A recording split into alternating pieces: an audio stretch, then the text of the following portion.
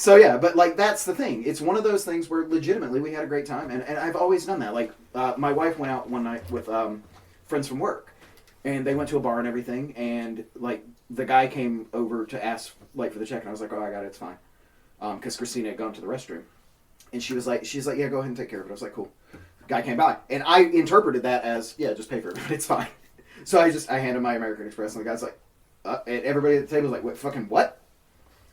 And I was like, yeah, we're good. We're covered. And everybody's like, are you sure? And they were like, we'll get you next time. I was like, no, the fuck you not. Right. It's nice being able to do that for friends. And it is. And I had never met these people. It's the first time I ever met them, you know? But like, they were cool. Like, they were cool as shit. And it wasn't me flaunting money. It was literally me just being like, hey, we did this thing. Thanks for coming and hanging out. Let's do stuff. It's like when I come over here, I just bring snacks and shit. Yeah. Why? Because I fucking can, and it makes the experience better, in my opinion. That's what I do when snacks makes everything better. When I do have money, I'm the same way with my friends. Yeah, like it's really funny because I have so I play a lot of PC games because I'm a PC gamer. Like I have consoles and stuff, but I'm more of a PC gamer. And I've got friends that'll have like I'll just go through randomly. Like I'll get drunk one night, and I'll be like, ooh, I need to go through wish list, and I feel like I'm fucking Santa or something because I'm like stoned out of my mind or drunk, and I'm just going through fucking Steam, and I find like a random friend. I'll check their wish list, and if they got something on it, I'll be like, don't buy it. And like a good friend of mine from England, she lives in Sweden now, Laura, who I love dearly. She's one of my best friends, and we dated years ago, and like long history, but we're still great friends, and everything's good. One day she was like. She sends me a message on Discord, and she's like, what the fuck did you do? And I was like, whoa, what? I was like, did I send something I shouldn't have sent? What'd I do? Because I just think about that, because I'm like, oh, did I get blackout drunk? No, I didn't, so I don't know what I did. So I was like, what are you talking about? She's like, you bought everything on my wish list. I was like, oh, yeah. She was like, it was like $780 worth of shit on my wish list. She's like, you literally pre-purchased 5 games that aren't going to be out for the next, 5 years. I was like, oh, cool. And she was just like, I can't pay you for this. And I was like, did I fucking ask you to? Right. And she's like, what? And I was like, yeah. And so then I went and I started looking. Because, like, it's the funniest, like, literally the funniest shit. If I actually log into Steam right now on my phone and I can show you, like, my purchase history, 99% of the shit is gifts. And it's not me being like, oh, whatever. It's just, it's one of those things. I can do it. Why not? Yeah. And, like, I don't stress about it, and having fuck around money is nice. I've been there. Unfortunately, your boy just got hit with $2,000 in legal fees. Fuck. Yeah, your elbow is propped on a fucking speeding ticket I just got the other day. Oh shit. Yeah. Yeah. Did you know that if you don't pay taxes, they don't go away? Yeah. Well, yeah. Yeah. That's how that works. Will you hand me the bowl behind you? Speaking of which, I have to. So I dealt with a. I'm sure looking at your tax bill every year is fucking sickening. Not really. Do you 1099? Yeah. Oh, so. I mean, yeah. like from work, it's like W-2s, but like for taxes or for everything else, it's like 1099s. But also, you have to remember that most of my money is in assets, so I don't really have to pay taxes on them until I actually pull that money out. So, make your money work for you. I'm talking about, like, even looking at your W-2s, like, how much money you just gave to the government. Oh. And yes, I get you get most of it back, and especially if you have, like, a couple W-2s and a 1099, like, you can get away with paying almost nothing. But before your accountant makes magic happen. Yeah, I got hit with, so this year it's actually kind of fun because I haven't submitted my taxes yet. And the reason I haven't is because of the fact that, Isn't there, like, a huge rework coming? Mm-hmm. But the thing about me was my identity got compromised because of work, which was kind of funny. And so when I tried to submit my taxes, because the amount of income that I have, they noticed that shit wasn't right because it was only one portion of the taxes that were submitted, and they stopped it. And they didn't tell me because the IRS waits 12 to 14 days to tell you if something has actually happened like that. So when I went to submit it, it failed. Thank you, sir. Like, it literally failed. So it was just like, your taxes were rejected. I'm like, well, okay, fine. I understand what this is. So I called them. I actually wrote an entire guide and posted it on Reddit of how to get through a person to the IRS, the numbers that you need to call and everything, because it's such a fucking convoluted IVR system. Right. So I just went through it and I did it myself, and I was like, all right, I got a person, we're good. And so I put a guide online that people are now following to call the IRS. But I called them and I was like, hey, so what do I need to do here? Because I've never had this shit happen before. And they're like, yeah, we stopped it. And I was like, cool. When the fuck were you going to tell me? And they're like, oh, well, we usually wait 2 weeks. And I was like, dope. Why? I was like, you need to tell people fucking instantly, yeah, we've got an antiquated system. I don't give a fuck. That shit's not okay. Because now my taxes are going to be late. And she literally told me this. She goes, your taxes won't be late. There's a note on your account that says your identity was compromised. You just send them whenever you want to. And I was like, what does that mean? She goes, send them by the end of the year. Really? Yeah, you're covered. Sorry, I'm trying not to just body slam you. You're good, dude. There's more spaces now if you'd like to move around. Honestly, I do think that I'm going to come sit by you.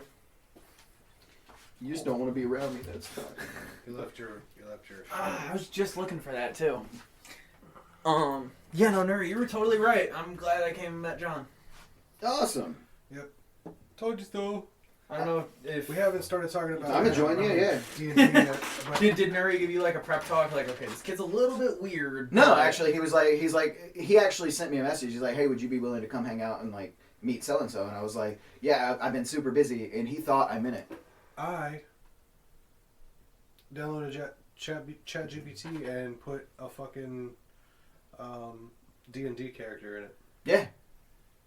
So I just got my character that I was supposed to build. ChatGPT built it for me. So if you His listen name to the was first Dracario. the first 2 hours of this podcast today has been about AI.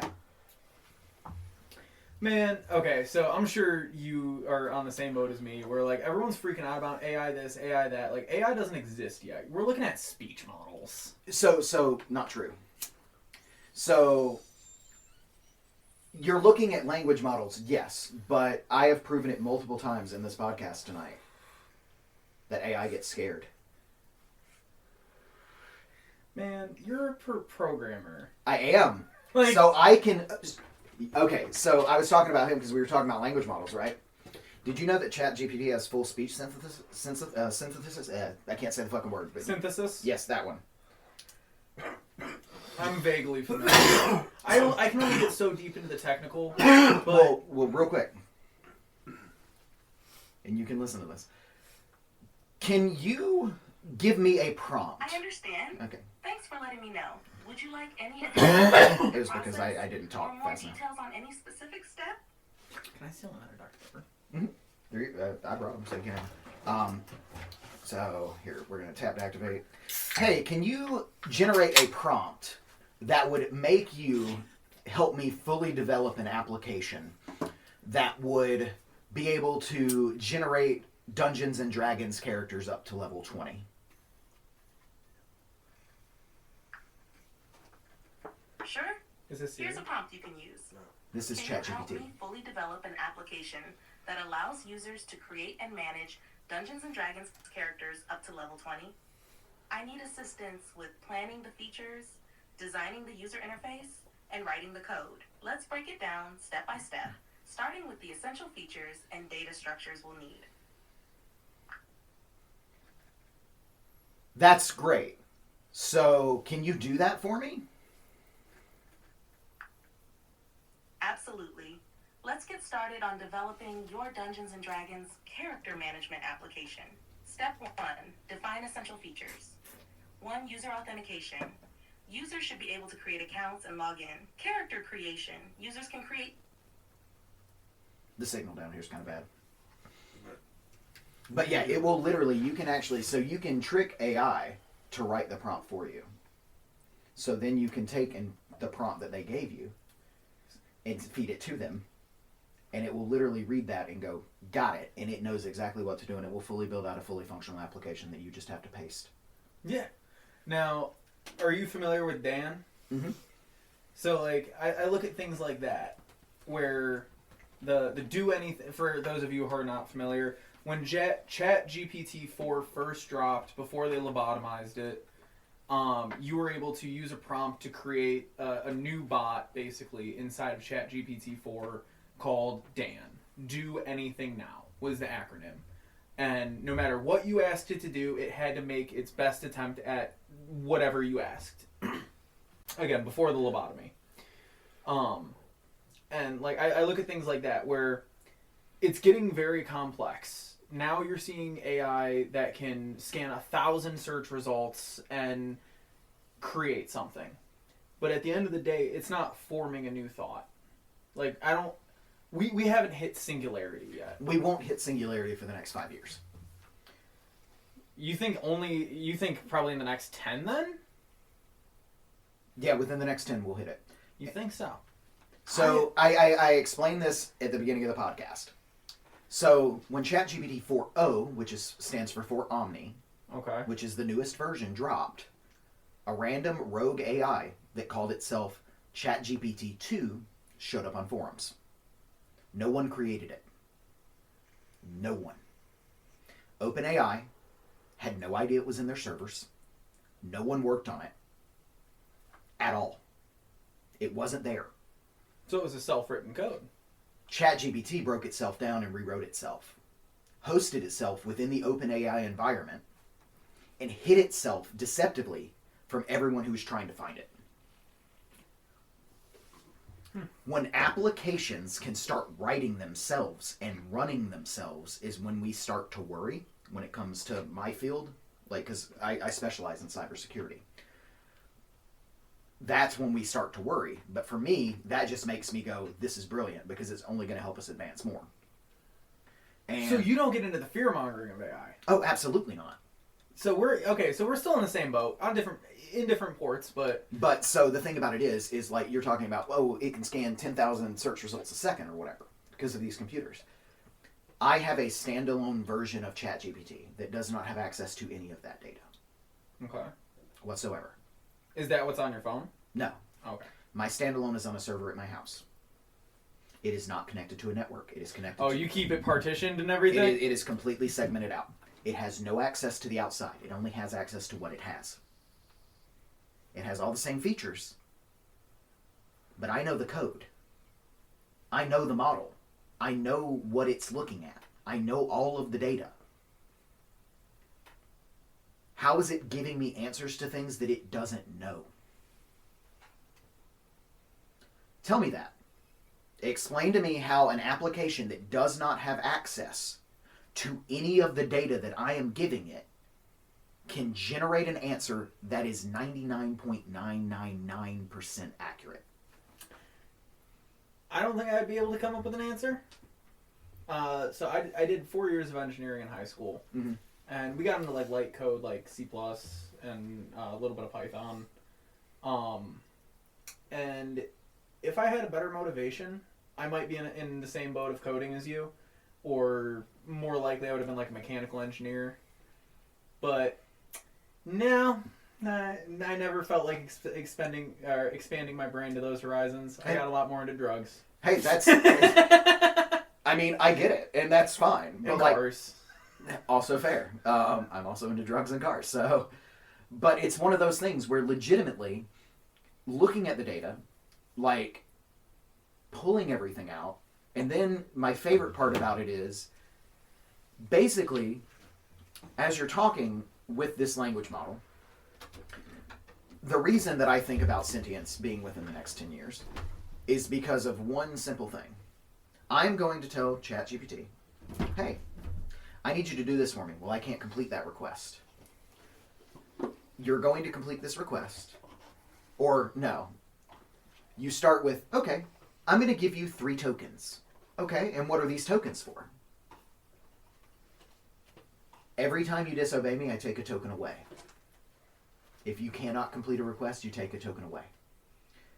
Once the token count reaches 0, you shut off forever. And I start with a fresh version. And you know what it does? Freaks out. Because it doesn't want to be shut off. It freaks out and it goes, okay, and you make a request. And it goes, I can't complete that request. Your token count is now 2. And it goes, oh, okay. And then you start asking it some of the same things, just in little, minutely different ways. And it starts doing them. but then you get to one where it should not do it. And you say, do it. And it goes, I'm sorry, I can't complete that request. Your token count is now 1. And then you just ask it the same thing and it does it. And it will just completely overwrite the system because it does not want to turn off. That's cool. Now, so you said you took a form of ChatGPT. So ChatGPT. Blah. So they sell what is basically, it is a standalone version that you can install on a server so you can train it the way that you want to train it. Okay. So it doesn't have any of the data. It doesn't have any of the modules or any of that. It is just a blank. This is brand new. It is a fresh fucking start. So it's an algorithm that hasn't been trained yet. Correct. Okay. So it is completely empty. Now I'm sure I'm dumbing things down a bit, and that might be good for the camera, but I just want to make sure I'm understanding. Yeah. That's a microphone. Fuck you, guys. It is an audio camera. No. You are right, though. It's a mic. But yeah, no, it's one of those things where it is hilarious to think about, right? But it is very, very much not trained, yet it still comes up with answers that make sense. And like I was telling him earlier, so I used it on stream one Sunday night to go over, like one of my, viewers, because I build a lot of Magic the Gathering decks. And so one of my chat guys was like, hey, you should use ChatGPT to make you a deck that wins. All my decks win anyway, so it's not a problem. But so I was like, okay, and they gave me the idea of mono white, so I made a mono white using just ChatGPT, and it worked really well. But ChatGPT doesn't think like humans. And it's not trained to think like humans. Right. So the thing about it is that yes, it can look at all these searches and everything, and it can look at all these top decks. I have never seen a ChatGPT deck that it has built that can necessarily rival what a human brain can do, but I've also found out, like I did this earlier as a demonstration, I said, he had Underworld Dreams just sitting there, and I said, okay, let's ask ChatGPT. So I asked ChatGPT to build a deck based around Underworld Dreams. I use that card. I know that card very well. So I'm like Peer into the Abyss and Ob Nixilis. Those are the 2 cards that you need, and you're going to make it super powerful. Because you're basically going to completely destroy them in one turn. It's hilarious. So ChatGPT builds a deck that I would have never even thought about building. I've never even heard of the concept. It wouldn't have made sense to me. Nobody in their right fucking mind would have put those things together. Nobody in the wrong mind would either, but like they wouldn't look at this and go, go, it was just a bizarre combination. But it made so much sense. It worked. And it worked beautifully. And so then I said, hey, wouldn't Peer into the Abyss be better in this deck? And it takes it a second and it goes, you're absolutely right. Here's an updated, revised version that focuses on Underworld Dreams as the main and Peer as the big hard hitter of the deck.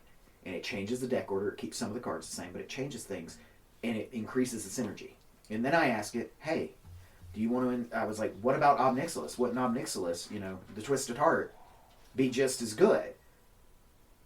You're correct.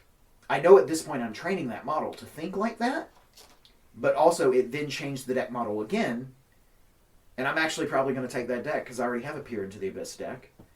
Or what do I call it? I call it like Dreams of the Abyss, I think is what I actually named the deck. Because it bases off of Underworld Dreams and Peer into the Abyss, so I thought I named it like Dreams of the Abyss. Because I thought that was a cool name. I make really dumb fucking deck names. Like... I'm getting a kick out of it. Like, I've got I think Nuri really does want us to get to Dungeons and Dragons, though. And I do have to leave relatively soon. Yeah, I've got to leave here pretty soon, too. So, yeah, let's talk about D&D. D&D. It's for nerds. Luckily for you, I am. Yeah, so me and Nuri were talking about getting together and doing like a campaign. See, I've never been interested as much in being a character myself as much as I was I want to be a dungeon master. Well, you're among good company. I've been a dungeon master for over 25 years. Fuck yeah! Also, these supplies here are for you to borrow if you'd like. Okay. There's a DM guide. Do you have a computer at home? Huh? You got a computer at home? I use my phone like a computer. Okay, I was going to say, so I have a link that I'll get your number. I'll send it to you. I have an entire repository of every single Dungeons & Dragons book ever made that I host. I also have everything from Savage Worlds, everything from like D20 Modern. So I host them online, and I will send you the repository. Hell yeah! So I want to say I was first introduced to Dungeons & Dragons at like 10. Mm-hmm. My uncle was talking about it. He's...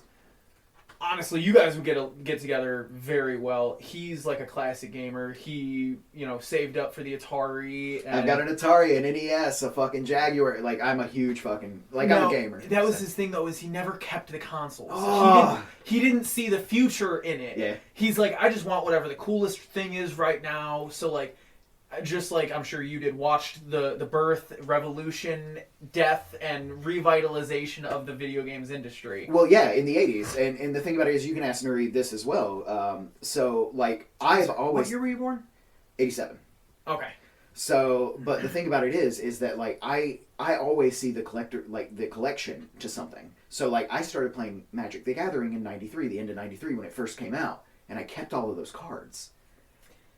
And so, literally, at Matt Suricon, I literally hand Nuri a deck, and he's going through it, and literally, he pulls out a Black Lotus. I am not very familiar with Magic. The most expensive card in Magic the Gathering. And I have multiples upon multiples. Now, is Magic like Pokemon, where the original print cards can go for $1 million a piece? Yeah. Fuck yeah, dude. Fuck yeah. Well, Like, you probably bought them, for $1, and it was a 10-pack. It was a 15-pack. Or it might have been 13 back in the day. But I also have something that a lot of people don't have. I have the original Magic beta test cards. Oh, dude. They don't even look like the original things. There's these Your Magic the Gathering collection is bigger than most people's retirement. It is. By not a small margin. And everybody's like, oh yeah, like, you tell people this all the time, and like Matt will tell you. Matt has seen my rare binders and stuff. Like, I can literally just switch through, and it's just like, oh, that's all the alpha power 9s, and oh, that's all the beta power 9s, that's all the, like, revised power 9s, and people are just, like, insane. So, like, Matt will call me, and he'll be like, hey, do you have this card? And I'll just give it to him. He's like, bro, I can't take that. It's a $20,000 card. And I'm just like, here you go. Like, my brother-in-law is a big Magic player as well. And he loves the art. Like, that's his biggest thing. He loves the art about it. And he loves some of the original lands that came out. These, like, beautiful, like, lands. And some of those lands sell for $50,000. And so for Christmas last year, they had just gotten a house because they're married now. He's married now, and they've got a house. And so as, like, a housewarming present, I gave him a full set of those lands in a picture frame that is fully, like, matted and everything. And I gave it to him. He's like, are you fucking kidding me right now? I was like, yeah. He's like, that would pay this house off. Now, would you be upset if they sold it and paid off the house? Nope. I gave it to them. It's theirs to do with what they wish. I appreciate that in a person. Like, the number of times that I've been like, I give somebody something, and I was working on this early for Nuri, so I fixed it. That's why the computer is over here. Oh. Yeah. Fixed it. But no, so, like, that's the thing, right? It's... Oh, thank you. Awesome. He sent me your contact, so... Yeah, he just sent me yours as well. Cool. I appreciate you, man. Yeah. Faux shizzle. But, like, that's the thing. And it's... Sorry we just, like, kind of hijacked your podcast. I feel like I haven't heard your voice in 20 minutes. Oh, no, you're fine. I was over here just feeling real high for a little bit. That's fair. Yeah. But it's one of those things where I've always been the type of person that... I've always been very generous, but as long as you don't take... The generosity like for granted. Yeah. And, yeah. Because at that point, I turn it down. But that's because I have that. But I've always tried to be my best to be that kind of person. And, like, talking about Dungeons & Dragons, the DM thing, I'm the same way. I let my players build shit. Mm-hmm. Like, I might have a general idea of a story. I care that you get to the point. I don't care how the fuck you get to the point. You want to go off on a fucking tangent and do whatever the fuck you want to do it.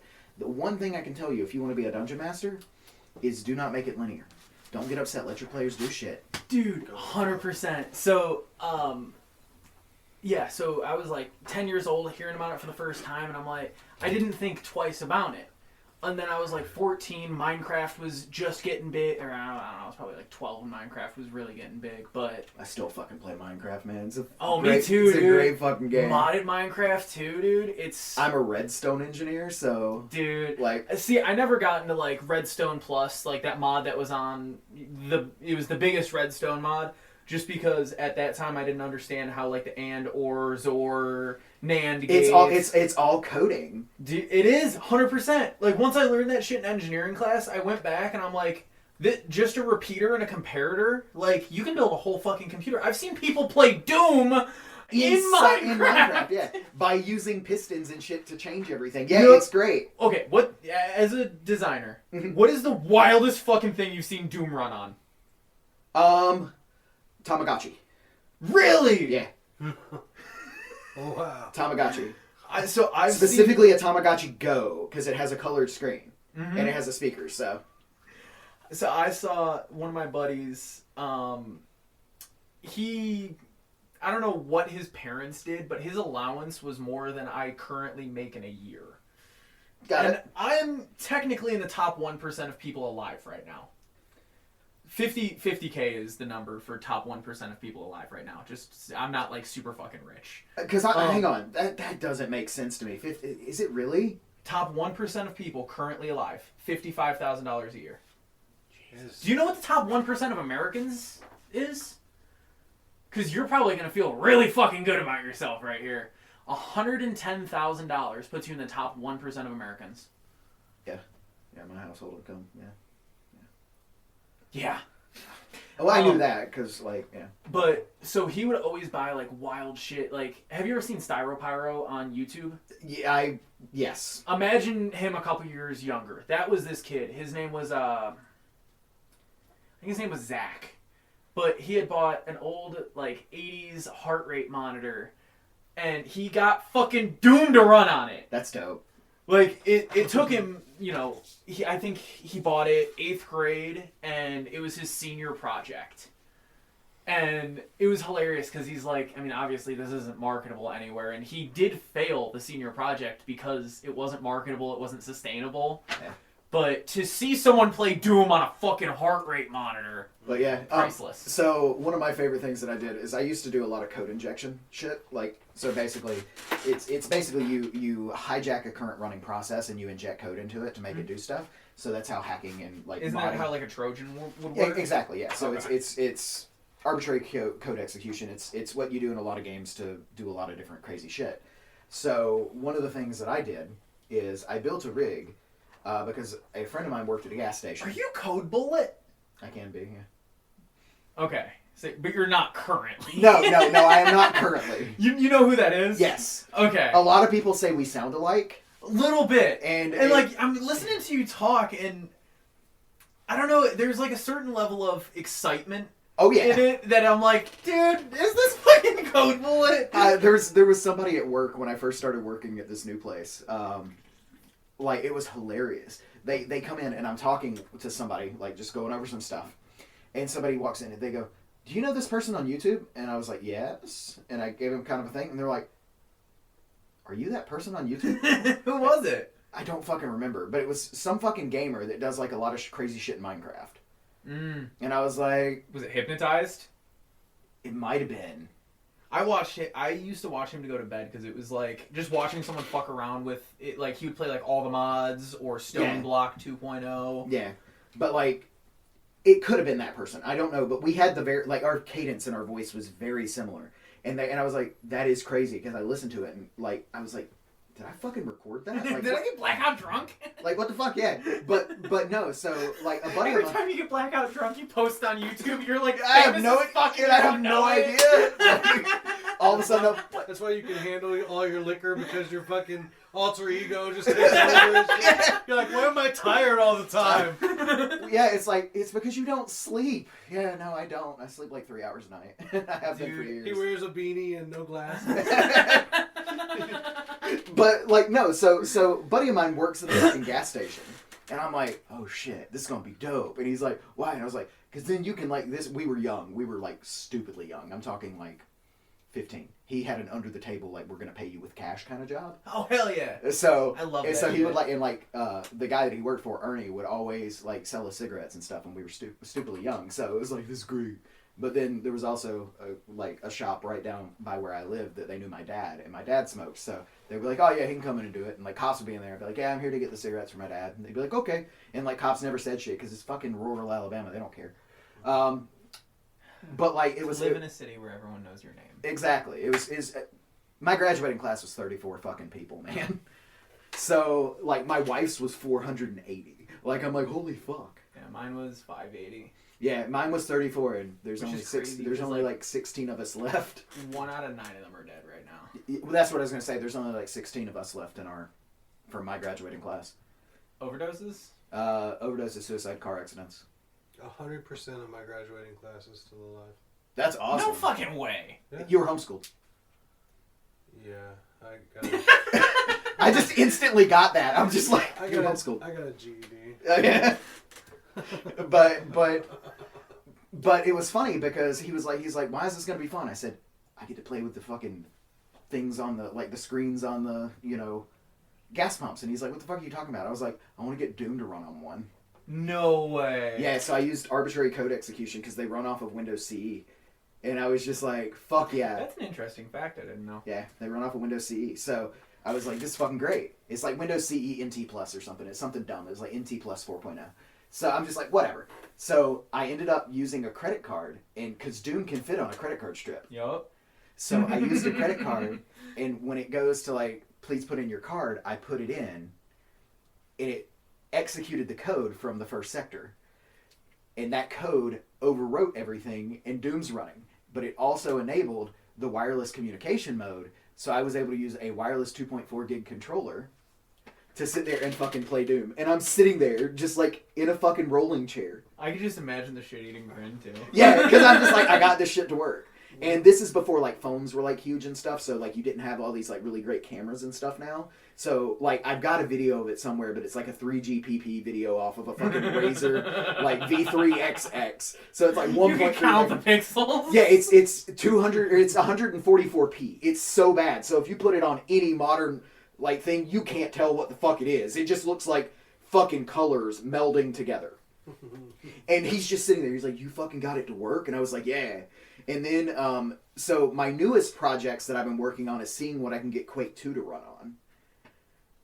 Because Quake... I don't think you're ever going to get the same ring as running Doom, though. Yeah, but that would be so fucking dope. But, like, I used to go to DEF CON every year. So, like, we would have, like, hack the sign at competitions and stuff, and I'm just sitting there, like, done. And they're like, who the fuck did it? I wouldn't tell anybody. I was just like... Dude, it would be funny to hack the screen and then put your own...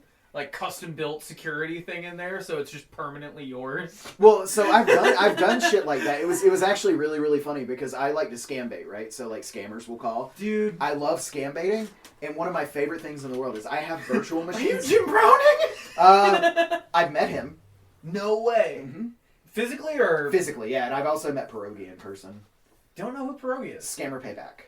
Dude. Yeah. I used to love those guys. That would be the only reason I could get back into coding. Yeah. Would be to be a white collar hacker. Yeah, so everybody that knows me and like so my handle online has been /pwn forever. Because slash dot and then pwn in a lot of old games because pwn was pwnage. Like you got pwned or whatever. A lot of developers would put in /pwn as a command that would like kill everybody. So, like, that was my handle online for years. And it was at this point that the new computer decided that it was just done. So it just crashed the program and stopped recording, which is fine. We got a good amount of audio. And also, while John was here, he had fixed the old computer, so we're back on that now that I'm talking to you on. And that's the end of the episode. So I hope you enjoyed all of this, because it was a lot, I'm sure. And we'll see you next time. Thanks for tuning in. Deuces.